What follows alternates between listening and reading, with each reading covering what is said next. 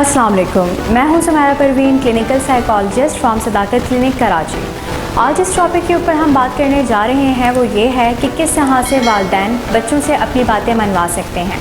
हमारे पास बहुत सी फैमिलीज़ आती हैं और उनमें जो सबसे ज़्यादा कॉमनली इश्यूज़ पाए जाते हैं वो यही होते हैं कि बच्चे हमारी बात नहीं सुनते और बिहेवियर के बहुत से इश्यूज़ होते हैं। अगर हम यहाँ एडिक्शन के पेशेंट की बात करते ही हैं तो एडिक्शन का पेशेंट एक ऐसा मरीज़ होता है जो आपकी हर बात का उलट करता है, लेकिन आम बच्चे भी बातें मानने में या बातों के ऊपर एक्ट करने के ऊपर जो है वो बहुत ज़्यादा परेशान करते हैं। इसीलिए हमारा जो आज का अकीदा है वो यही कहता है कि अपने स्टैंड्स पर डट जाइए। स्टैंड्स क्या होते हैं? स्टैंड्स का मतलब ये है कि अगर आपने अपनी बेटरमेंट के लिए या किसी के लिए भी कोई फ़ैसला लिया है तो उसके ऊपर आप डट जाएँ। जैसे कि मिसाल के तौर पर आपने ये सोचा है कि आपके घर में तमाम तर अफराद जो है वो 9 बजे तक घर में मौजूद होने चाहिए, तो आपने ये एक स्टैंड लिया और इसके ऊपर इम्प्लीमेंटेशन करना स्टार्ट कर दिया। इन्हें हम स्टैंड्स कहते हैं। तो जितने भी हमारे पास काम होते हैं इन्हें हम 3 कैटेगरीज़ में डिवाइड कर सकते हैं। और अगर हम ये चाहते हैं कि बच्चे हमारी बात माने तो एक थेरेप्यूटिक वे है जिसको हम फॉलो करते हैं और इसके अकॉर्डिंगली हम यहाँ पर तमाम तर टास्क को 3 कैटेगरीज़ में डिवाइड करते हैं। सबसे पहले यहाँ पर ग्रीन स्टैंड आता है, दूसरा जो है वो यहाँ पर येलो स्टैंड आता है और लास्ट में जो है वो रेड स्टैंड आता है। ग्रीन स्टैंड क्या है? ग्रीन स्टैंड जो है वो बहुत गैर मामूली होता है, नेचर वाइज बहुत ही इजी होता है। इसमें जो काम शामिल हैं अगर आप वो किसी को भी कहेंगे तो फौरी तौर पे कर देगा। जैसे कि एक गिलास पानी ला दो, जैसे कि तुम यहाँ ना बैठो, यहाँ बैठ जाओ, ठीक है। इसके साथ साथ जो है वो जैसे फॉर एग्ज़ाम्पल कि आपने उसे ये कहा कि मेरा बैग उठा कर ला दो। ये इतने छोटे और मामूली टास्क हैं जो कि हम छोटे बच्चों से भी करवा रहे होते हैं।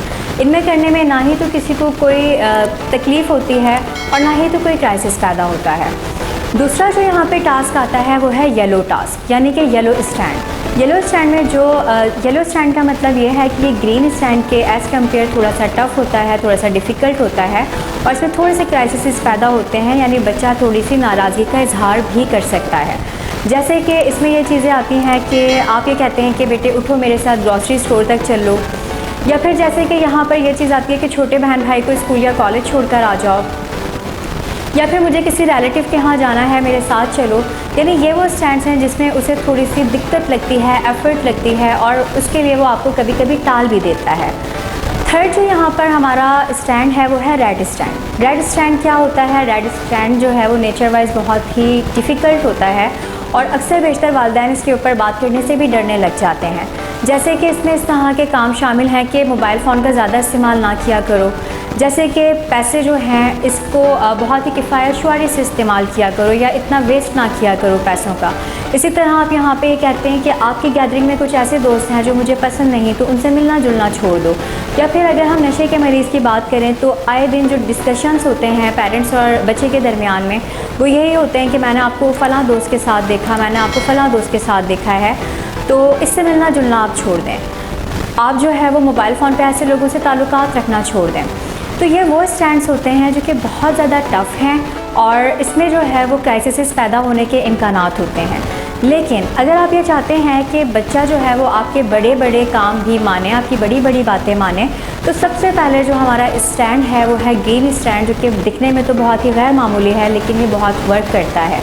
अगर हम ग्रीन स्टैंड से स्टार्ट करेंगे तो धीरे धीरे होता ये है कि रेड स्टैंड अपनी जो है वो जगह चेंज करके येलो में चेंज हो जाता है, येलो जो है वो ग्रीन में चेंज हो जाता है। यानी पेरेंट्स के लिए रेड स्टैंड पर रेड नहीं रहते बल्कि वो येलो टास्क हो जाते हैं, एक इजी टास्क हो जाती है।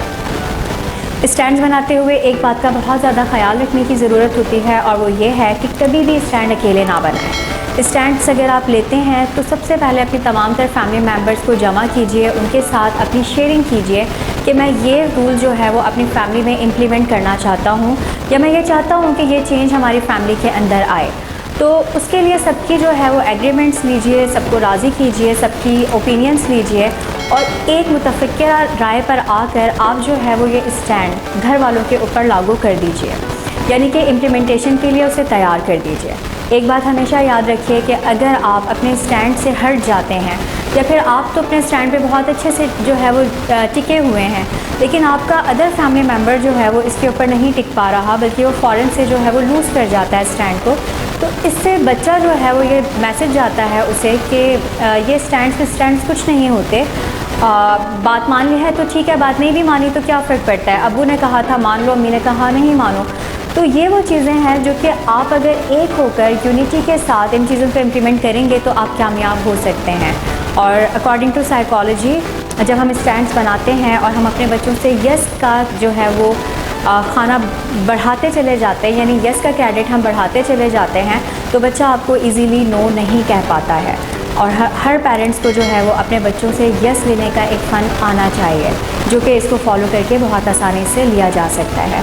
तो फॉर फर्दर वीडियोस आप हमारा इंतज़ार कीजिएगा, हमारे साथ रहिएगा। तब तक अपना ख्याल रखिए। Take care. अल्लाह हाफ़िज़।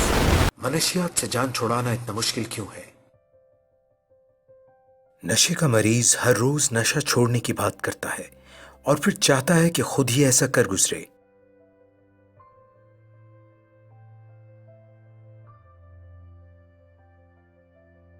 वो अपने दोस्तों को बताता है कि उसने हमेशा के लिए नशा छोड़ दिया है, मगर ये तरीका ज्यादातर काम नहीं करता।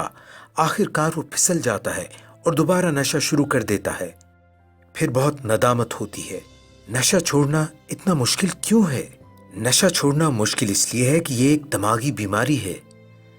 नशा करते रहने को दिल चाहता है, हालांकि नशा हमें बर्बाद कर रहा होता है।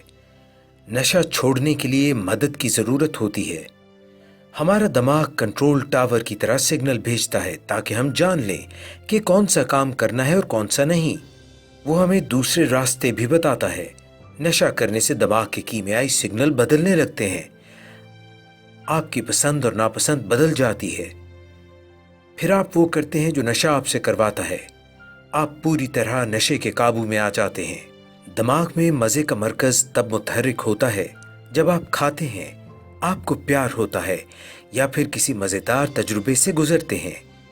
दिमाग का जो हिस्सा आपको मजे का एहसास दिलाता है वो भी नशे का रसिया हो जाता है और बाकी चीजों से मुंह मोड़ लेता है। नशा एक तरह से दिमाग को अगवा कर लेता है और दिमाग के लिए नशा सब चीजों से ज्यादा अहम हो जाता है।